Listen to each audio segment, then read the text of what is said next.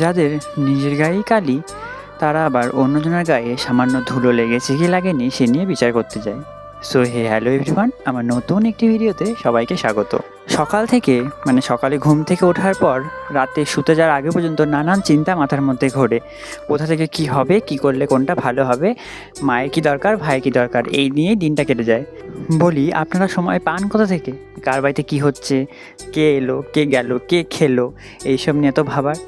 আসলে এই ধরনের পাবলিকদের ওই পিএনপিসি করা ছাড়া কোনো কাজ নেই। বললাম আগেই যে নিজের গায়েই কালি, আবার লোকের গায়ে একটু সামান্য ধুলো লেগেছে কি লাগেনি সেই নিয়ে চর্চা করতে চাই। তো যাই হোক, সহ্য ক্ষমতা অন্যজনের থেকে অনেকটাই বেশি আমার, আগাগোড়াই। খুব সহজে মাথা তারটা আমার ছেড়ে না। আসলে ভদ্রতা সভ্যতারও তো একটা ব্যাপার রয়েছে। আসলে কার বাড়িতে কে ঢুকছে, কে যাচ্ছে, কে বেরোচ্ছে, কে খাচ্ছে, এইসব নিয়ে কালচারিং করাটা অতটা পছন্দ করি না। আসলে সবাই তো এই লেভেল দিয়ে যায় না, না, ব্যাপারটা আমার অনেকটা চিপ মেন্টালিটি লাগে।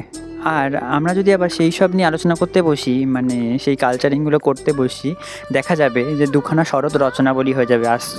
আর নিজে কত চালাক বা জ্ঞানী ভেবে কোনো লাভ নেই, কারণ আপনি যে ওইটা নিজে ভাবেন সেটা আমি আপনার কথাবার্তাতেই বুঝে যাই।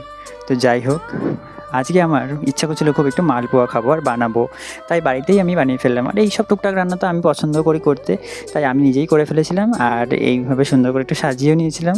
তো তোমরা প্রথম থেকে শেষ পর্যন্ত দেখলে প্রসেসটা ভালোভাবে দেখতেও পারবে, বুঝতেও পারবে। তো আজকের ভিডিওটা এই পর্যন্তই। ভালো লাগলে একটা লাইক, কমেন্ট, শেয়ার অবশ্য করে দিও। দেখা হবে নতুন কোনো ভিডিওতে।